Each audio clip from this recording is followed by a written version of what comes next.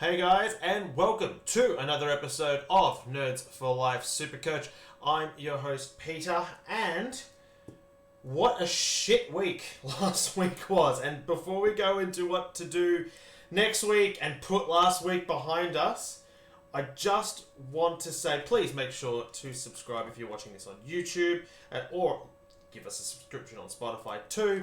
Give us a like on Facebook, TikTok, Instagram and X, where I post all the relevant SuperCoach content, my trades, as well as some of the news and updates throughout the round and throughout the week. It's all at Nerds for Life SC, which you can see on your screen if you're watching this on YouTube. Now, let's begin with the episode. Last week, I scored a whopping 1930, which is not amazing, but it was very much heavily boosted by some amazing rookie performances and a pretty late charge from Andrew Brayshaw, the only primo in my team to actually pull his finger out of his ass and do something. I've had some very average scores from all my primos across the board, unfortunately. Sorry, Tom DeConning was pretty good. Rankin was okay, and McRae were okay. Calvin Daniel were pretty good. But the rookies really came in with Sam Davidson, amazing. Nathan O'Driscoll turning up as well.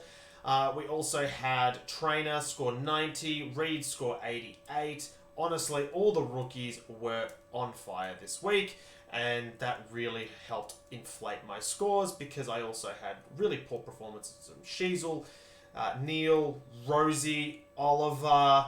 I had Horn Francis. Far out, my team's terrible. and Gorn as well, who are all problems at the moment. And then we also had sub-affected games in Nevitt and Hewitt, both on field for myself, by the way. And injuries to Liam O'Connell, and I think that summed up my week. Yeah, that summed up my week. So, shit week, funnily enough, went up in ranking by about 5,000 spots. So don't understand how that happened. I actually improved in ranking by 5,000 spots. I've moved up 11,000 spots in the last 2 weeks, so I'm getting there. I'm actually in a decent position for this time of year, so I'm happy about that. But the scoring has been kind of meh, it's not been terrible, but it's not been amazing. It's just been good, I suppose. I've seen some pretty shitty scores, and I don't understand, because I feel like my scores are terrible. I feel like my scores have been terrible. Yet, I'm moving up in ranking. So, I must be doing something right somewhere. I don't know what it is. Now, this year, I started the season off saying that I am taking a very different approach to the last 2 seasons. The last 2 seasons, I have been trading like crazy, trading out primos for, mid-prices, starting too many mid-prices to try to get up ahead. I've been doing things, bringing in rookies early when they're not on their bubble, all sorts of things that are dumb. So this year I've taken a calmer approach. I have genuinely taken a calmer approach. Didn't trade round 1. Looked into round 2. Haven't boosted yet. So I've still got 38 trades and all 5 of my boosts. Okay, I haven't boosted yet. I've really looked at my team. I've just done a few correction trades through rookies. Obviously, I had Lindsay on the field too. Unfortunately, Lindsay didn't work out last week with that trade, but he has escaped some major structural damage, which is good news. We'll find out exactly how long he's out for soon. Could be a week, could be up to 3 or 4. It depends how conservative Melbourne want to be. I have vowed not to bring in any rookies that are not on their bubble. I have decided not to trade out primos like, a Lockie Neal who's, deciding to score a 71, or Max Gorn, or Harry Sheasel, those guys, and panic and then do something dumb and then try to get those guys back in later in the season when they're on fire again. I tried to not start too many mid-prices. I think I only started a couple. I was pretty good with that.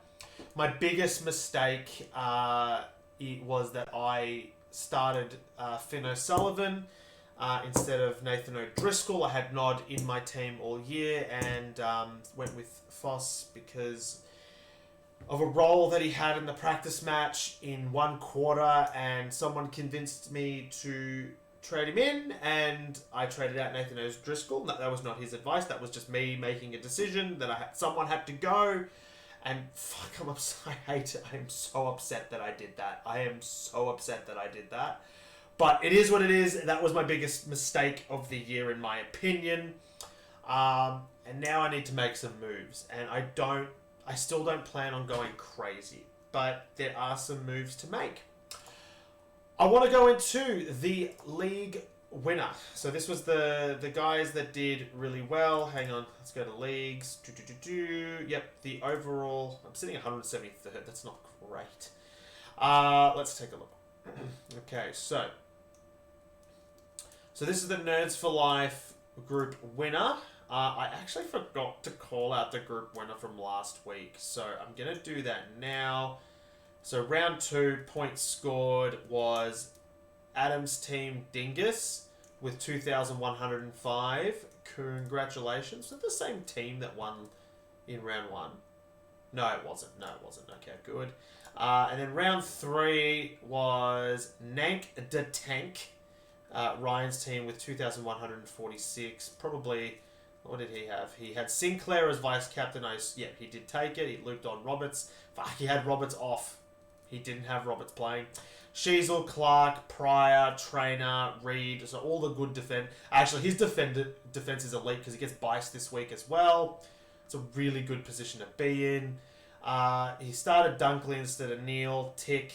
Brayshaw. Ed Richards is an interesting POD. Chera, Tick. Oliver, bit of an average score from him. O'Driscoll. Average score from Ashcroft and Nevitt. Still scored well, though. Has got a decent bench, too. Nank is a great POD ruckman to have, honestly. Great effort there. His forward line's pretty good. He had Humphrey. That's interesting. One of my number 1 trade targets this week has got Armstrong, who scored a -3. And okay, so he was able to loop Davidson's score on. Awesome. But he had Armstrong, who scored a -3 on his bench. And he still topped the weekly. My God. That is amazing. That is an amazing effort. Okay. Congratulations. That was absolutely fantastic. That is genuinely fantastic. Wow. All right. So that was interesting to take a look at. Now, trade-in targets. So, who to trade in? Who to trade in? I've got your questions coming up. You guys did comment on the Facebook and Instagram, X, and then also I've got my moves coming up, and we've got captains coming up. But for right now, I want to take a look and see players that are being traded in and players that are being traded out. So, let's go to all coaches. I wonder if I can go to. I do this on my phone, and I always forget how to do this on Popular Live. Most trades, all coaches, traded in. All right, here we go. So, the most traded in players of the week, and that is we're not gonna do everybody. All right, we're probably just gonna focus on the top 10 currently. But the most traded in player this week is Christian Moraes, and that makes sense. The guy has a very low break-even. A break-even of -79, he's playing St Kilda. Now, has had a pretty good start to the year, scored a 52 in round 2, but that was a sub-affected game. And then he went out and scored a 94 against Essendon. The coach likes him. Port Adelaide fans love him. But with 22,000 people trading him in, my concern lies that Zach Butters could be back this week. And what is his role when Zach Butters comes in? If you're relying on Christian Moraes on field, I don't like it. I really don't. But if you have, let's just say your field's looking good, you've got all the rookies, you're just thinking, yeah, I've got to fix like a Camporelli on my bench or something, right? Then I do like it, okay? But his bench support, I don't think, I wouldn't be having him on my field.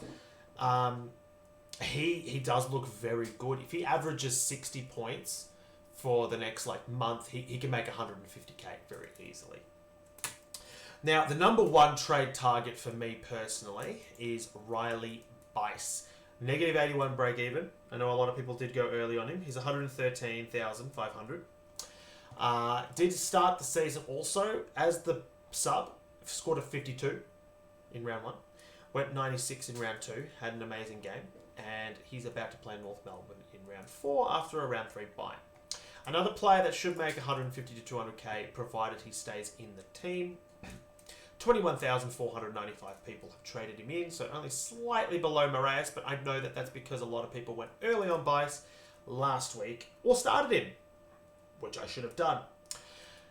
This means there's a lot of people trading in Bice. I think Bice is your number one trade in target. He is my number one trade in target. I want to bring in guys like Bailey Smith and Marek and Humphrey. I really do want to bring in all these guys. I really do. But the reality is, I need to fix my back line, and Riley Bice could be that player to fix that, because Ben Patton might not be selected. If Ben Patton's named, I might reconsider, but I do have a massive hole in my back line now, especially with O'Connell going down to concussion and scoring a 3 and pretty much killing any cash generation he was going to make. Number 3 is Bailey Humphrey. Now, this is my second most popular trading target, or apparently it's the third most popular. 16,000 people have traded him in. I actually think it's the second most necessary trading target, Bailey Humphrey, that is. 270k, he's a forward only, he's got a negative 55 break even. He's got Adelaide, North Melbourne and Richmond coming up, so a pretty decent record, and he's gone 104 in round 1 and 111 in round 3, had a bye in round 2 and wasn't named in round 0. This is a guy that I actually was keeping an eye on over summer. Now, has been playing in the AFL system for 3 seasons. Coach loves him, thinks he's Dustin Martin-like. The guy is number 4 in the CBA rotations at Gold Coast. Actually was number 3 last week, by the way. That's with Sam Flanders coming back into the team too. So it looks like he's got a pretty decent role, rotating with Miller playing more forward. The Suns rate him. A lot of coaches clearly rate him, and there is a reason for that. He could seriously be a top 8 forward by season's end. And if you're picking him up at 270k before a price rise, I really, really do like this one. He's one of those guys I can really see him having an impact, and he is being traded in by me this week. It's after their bye. I don't have any Suns players. I do like to have an even spread when I create my team.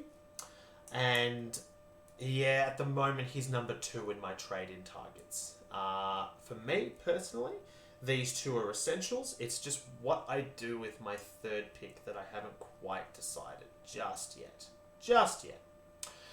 Matt Rowell is the 4th most traded in player. I do understand. I think A.L. Payton has said that he is picking him up. He's trading out Christian Petrarca for Rowell. I do like it, but also you're going sideways. So it's not one of those trades that I think that you desperately need to make. But look, if something's gone wrong in your team and you are trying to do a sideways trade, he is a good option.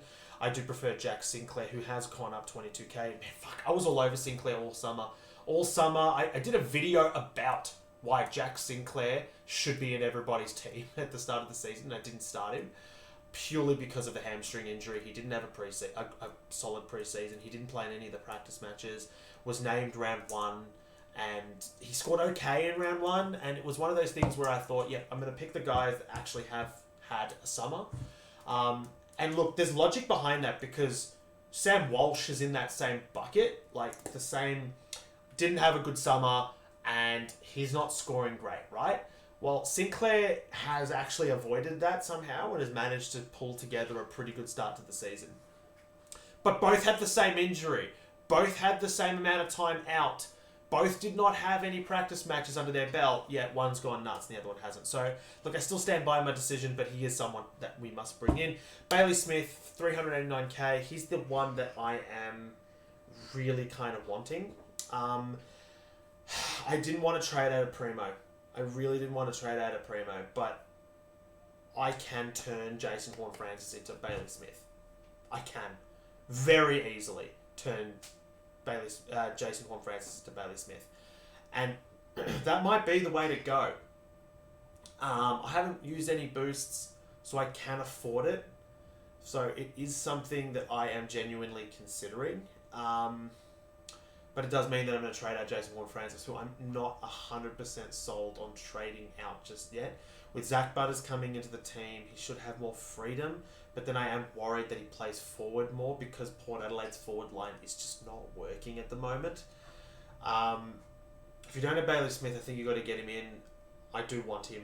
I didn't start him. Again, there were injury concerns. And then there was also Chris Scott being a dick on radio. He's just... Fucking hell. Like, Chris Scott, can you stop being a prick? If you're going to...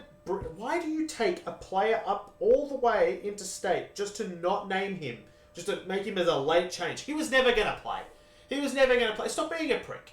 Right? Stop disguising players' injuries. Give them realistic return dates.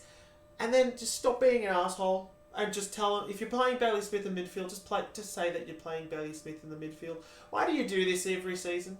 Why? Why do you do this? Just stop being an asshole. No other coach does this. Okay? Ryan Marrick is another one that, look, the role's there. Now, I've taken a little bit of a look into Marrick's scores. He's getting a lot of the footy. He is getting a lot of the footy.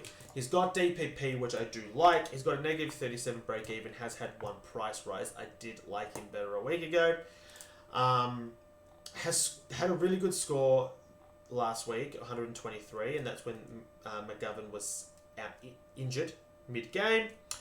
McGovern's out for the next few weeks, so that means his role is pretty good. He's getting bulk kick-ins. He's actually had bulk kick-ins for the last 2 games. This game, round 1, was due to him being subbed on, so he was the sub. He's still in only 1.4% of teams. He's one of those guys you could wait another week, but I'm not 100% sure on that. At 300k, look, if he's got the role, he's still... Because he's projected to go up another 40k. So yeah, he'd be 300k. If he's got the role, then you're paying 300k is okay. But if he doesn't, then you've avoided a trap. A part of me really wants to bring in Humphrey, Smith, and Marrick this week, but then I miss out on Bice, and I think that's more... My defense is more important. Because I faded O'Sullivan last week because I wanted Bice this week, which in hindsight's annoying because if I got O'Sullivan last week, Bice wouldn't be a priority, and then I can get these 3 this week. Shit happens, hindsight. But yeah, it's one of those things. I'm surprised Tom DeConning people are trading in. I get it, at this price, he's still pretty good value, but it's probably for the likes of Gorn. Dane Zorko, yes, I understand why people are trading him in. He's got a pretty good run still coming up. Sam Davidson, if you don't have Sam Davidson, he's gone up 76k, but at 189k, I still like the pick.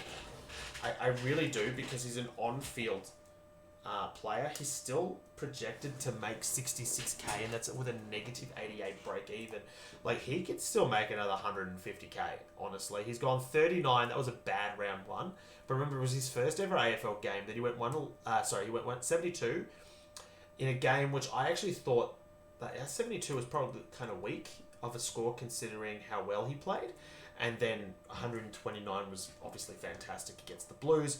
He's got Freo, Brisbane, St Kilda, so like not incredible match. Like if Freo's a tough matchup, Brisbane's a tough matchup, St Kilda he could probably score well against. I still think he's got another 150k left in him to make, so I do like it. If you did miss out on Sam Davidson, I think there's still money to be made, and he is a forward. So if you can't get up to a Marrick or a Humphrey, for example, Davidson's a pretty good on-field option still. So, who are the most traded out players this week? Xavier Lindsay. Now, I actually think that I probably will trade him out. With a 28 break even, it means that his cash gen has been stunted a little bit, but remember that will roll out of his average, and then if he comes back and he scores well for another 2-3 weeks, it really resets that price rise, and then he could still make money in the long run, especially up to the mid-season buys. However, it is subject to how long he's out for. If the injury report says 1 to 4 weeks, I'm probably not holding him.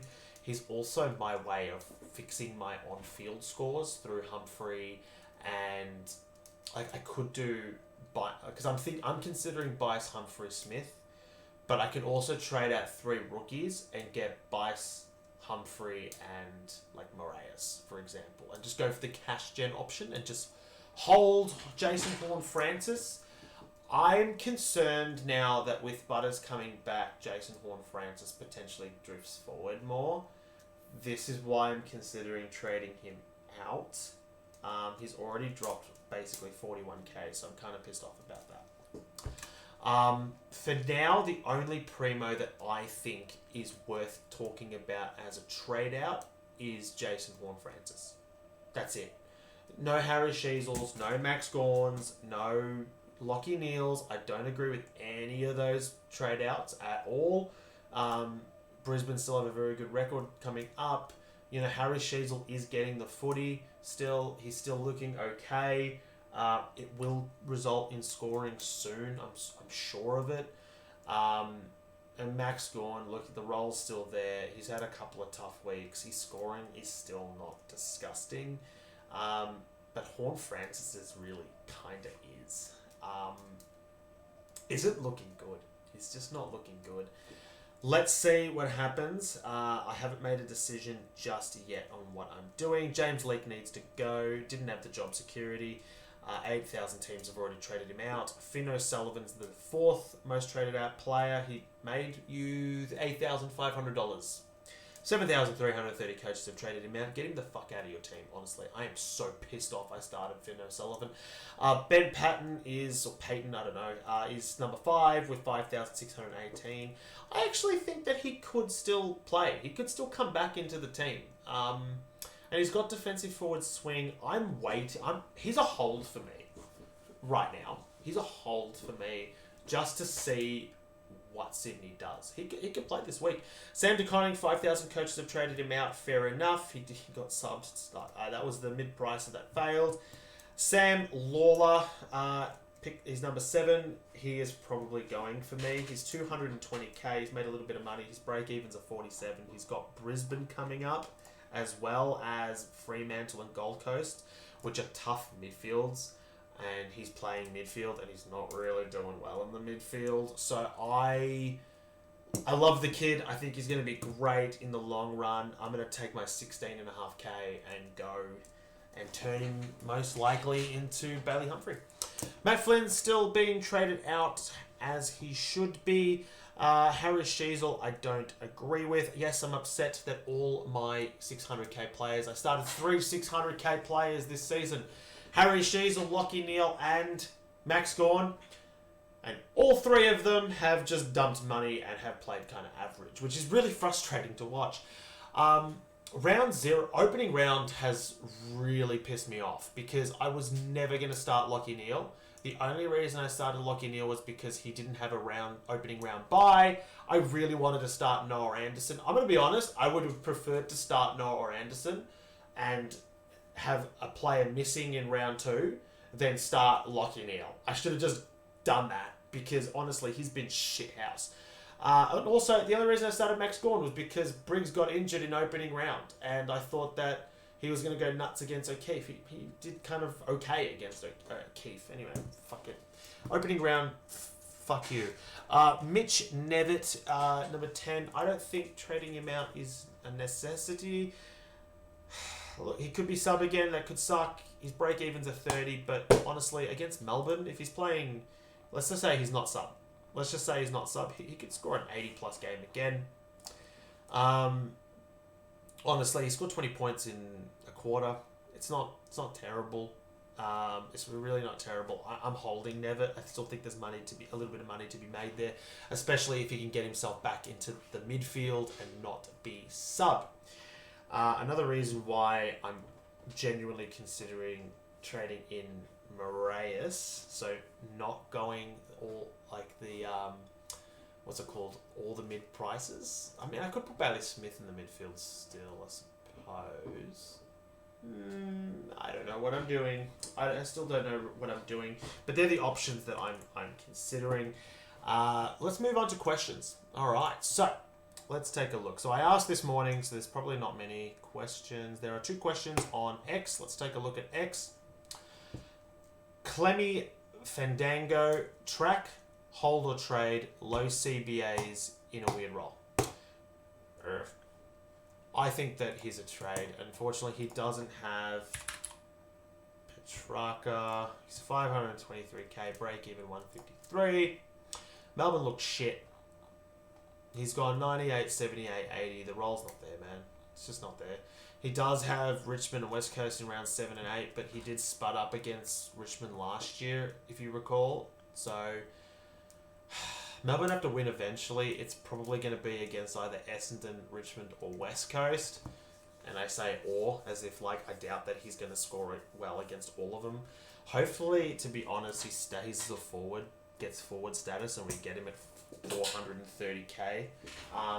Because honestly, he can score quite well. Sorry, for those watching this on YouTube, I've just dropped my pen, and I'm just going to pick that up quickly now.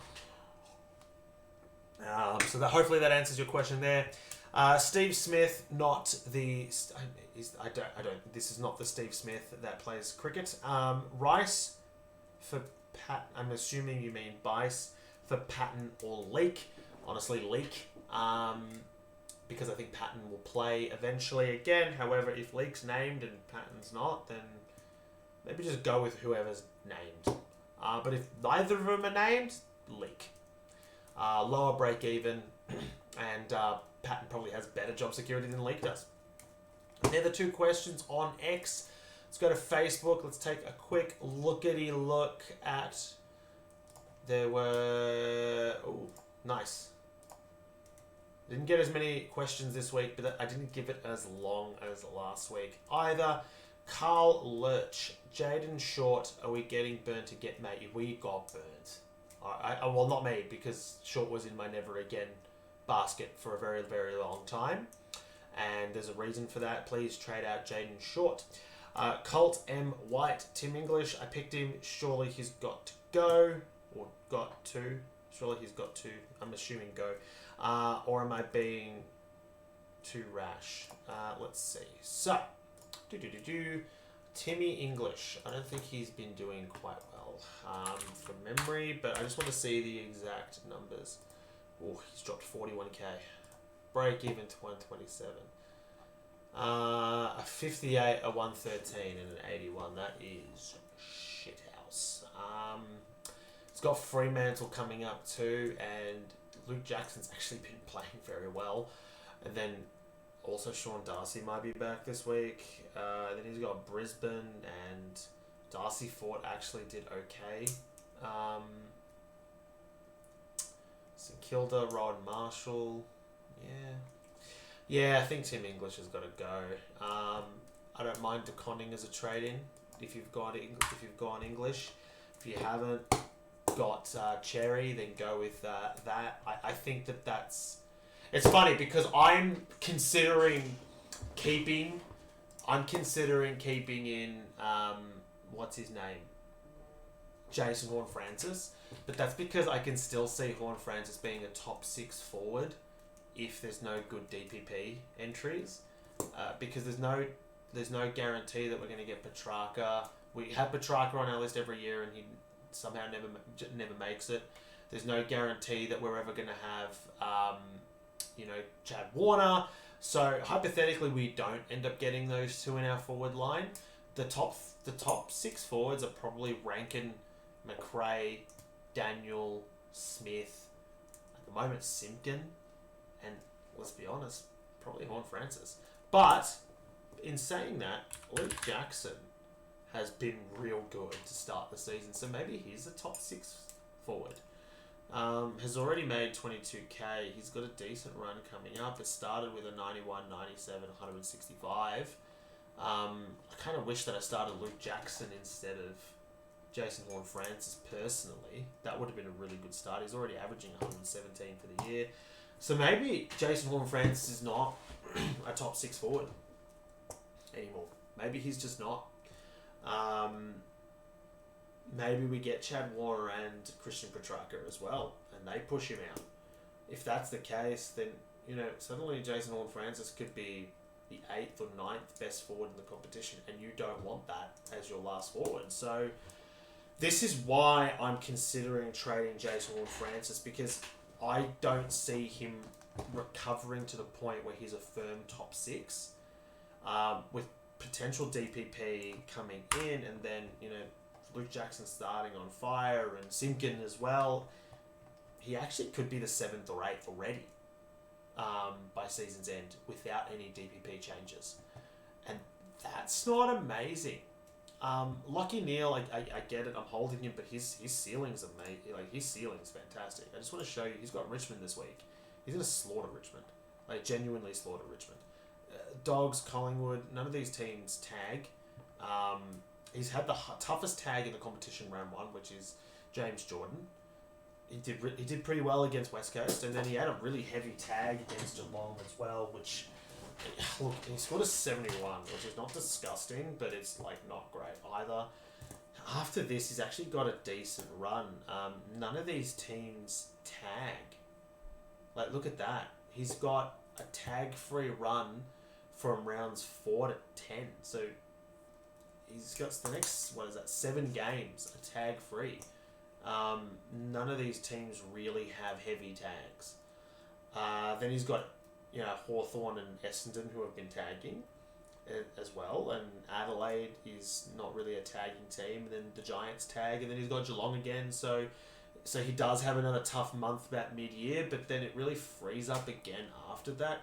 Round 24 though, fuck me. Oh man, your SuperCoach finals are going to have, if you've got Lachie Neale, you've got SuperCoach finals with James Jordan and Rick McGuinness, which is Finn McGuinness, which is really annoying. So that's something to worry about come your end of season. If you can have like a luxury trade end of year, I'm calling it. Trade out Lachie Neale. Like, trade out Lachie Neale just before round 2. I just do. I'd probably do it. If I'm okay sitting with trades, I would trade out Lachie Neale before round 22. I would do it to, like, anybody else. Like, literally any other primo that is dominating. But anyway, I think Lachie Neale's a hole. I've kind of ranted. So, my moves. I'm going to show you a couple of moves that I'm thinking. Now, I am considering this one still, which is Lawler, Lindsay, Horne-Francis out. Humphrey, Smith, Marek, and 22k left over. I don't hate it, but also do I really want 3 mid prices? Or I don't know.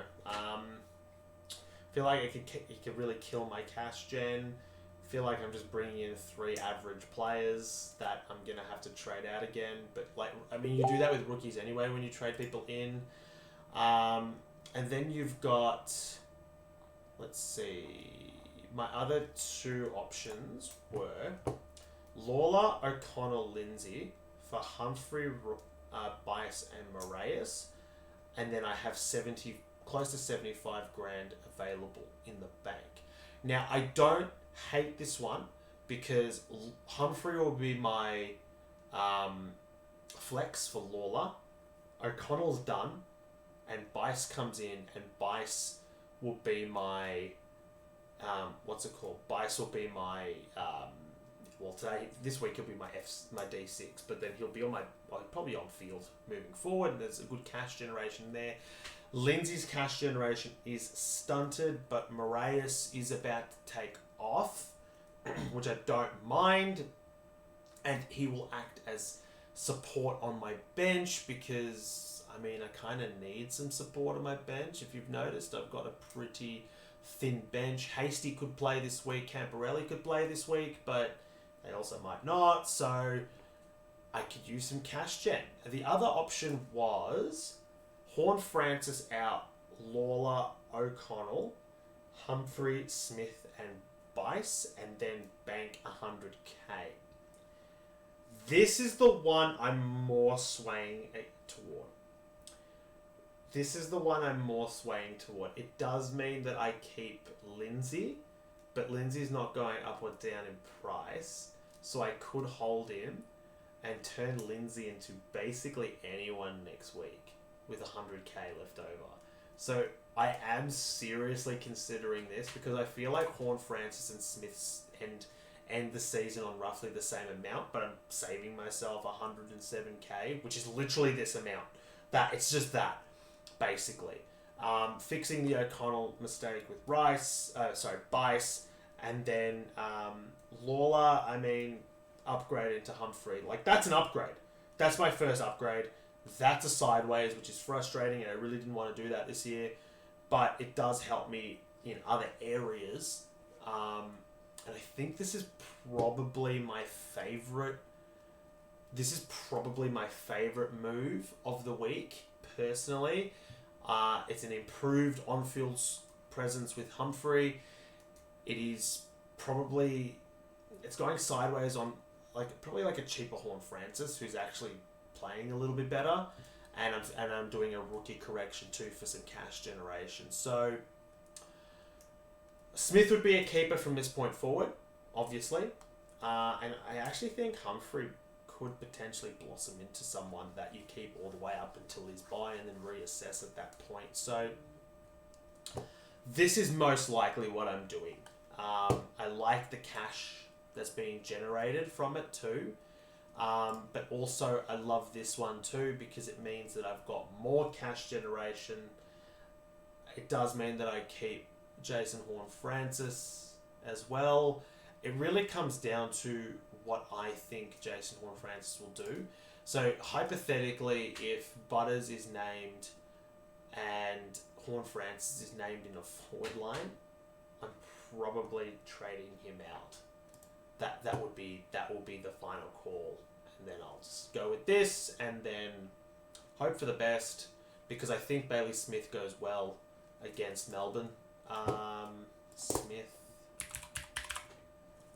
Bailey Smith. He's going to break even at 3. He's going to go up 40k this week. Projected to go 94. I could see him going bigger against Melbourne. Does have Adelaide and Hawthorn, Carlton, Collingwood. It's not...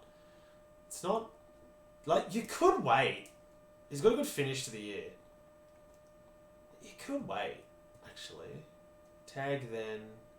Probably a tag then too. Against GWS in round 9 and Hawthorn in round 6.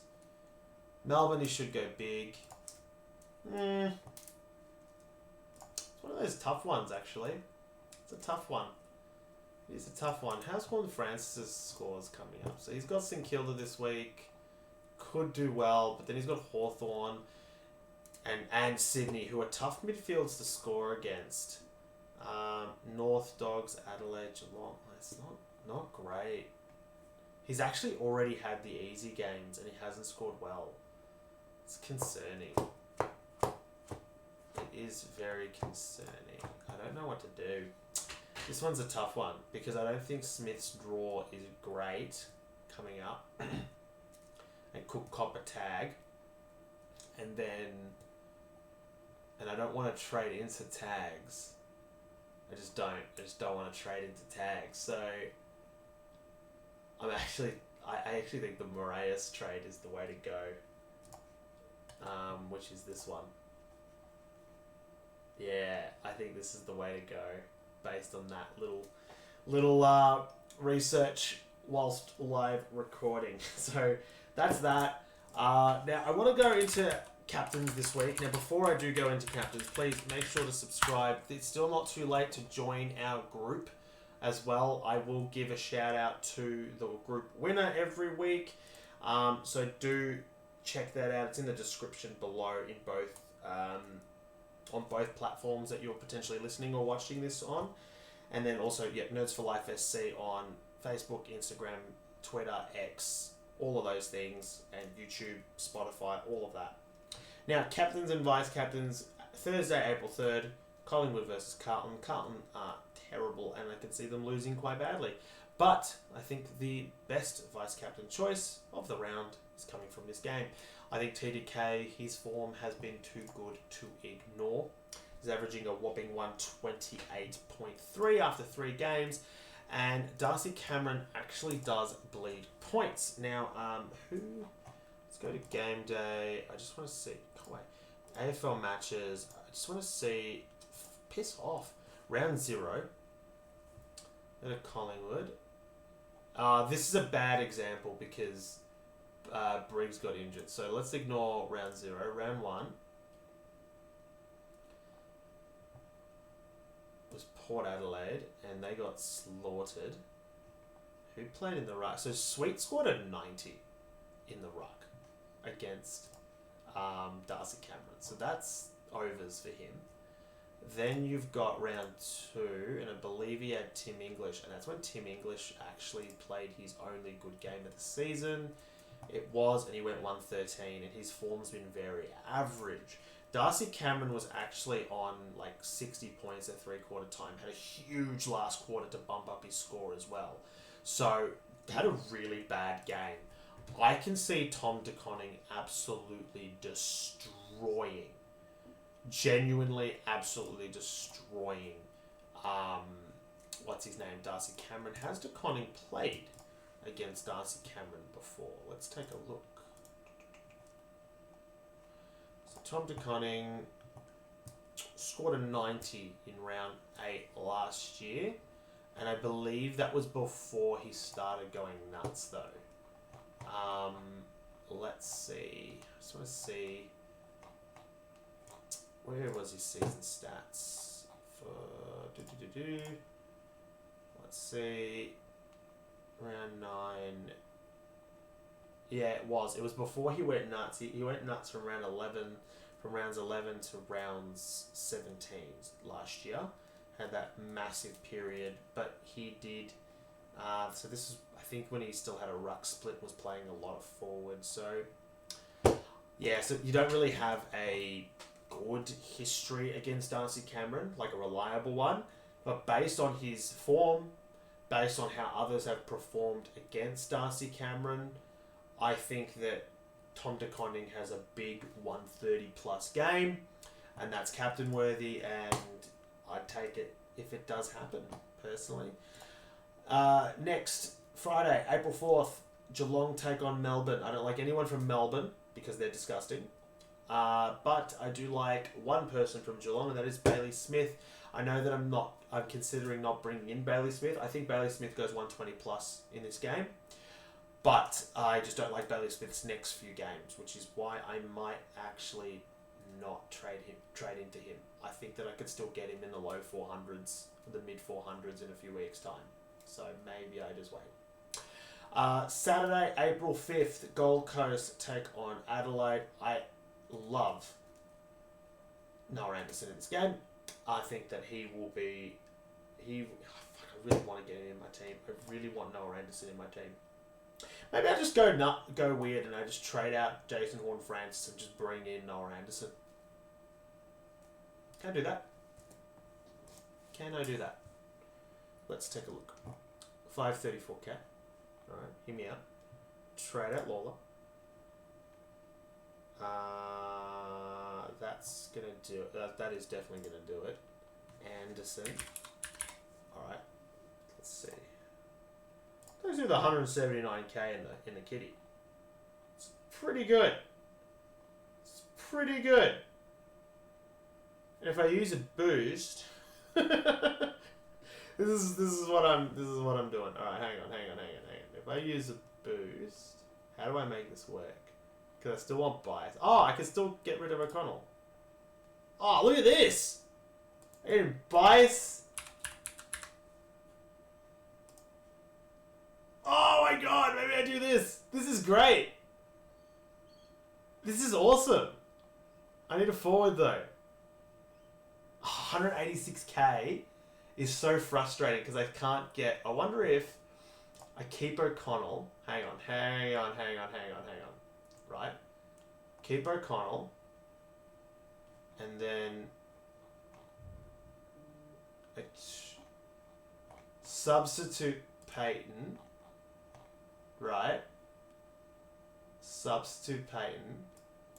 Trade in,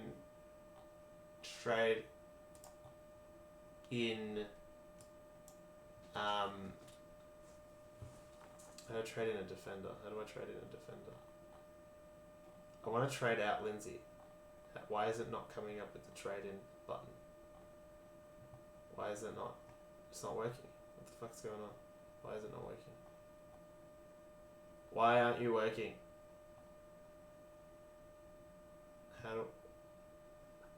I don't want to trade in O'Connor. Okay, this is not working. Alright, hang on. Let's try this again. Let's start again because it's not really working. Alright, so cancel. Hear me out. So if I trade out Lindsay, alright, let's see. Trade out Lindsay. I trade out Lawler. And I trade out Jason Horn-Francis. Alright, that's going to leave me with a lot of cash. A lot of money. Lots and lots and lots of money. Okay? I substitute Peyton in. Alright? Great. So, no. Substitute Peyton as a forward. Why would I want to trade? Why is it not letting me select the flex position?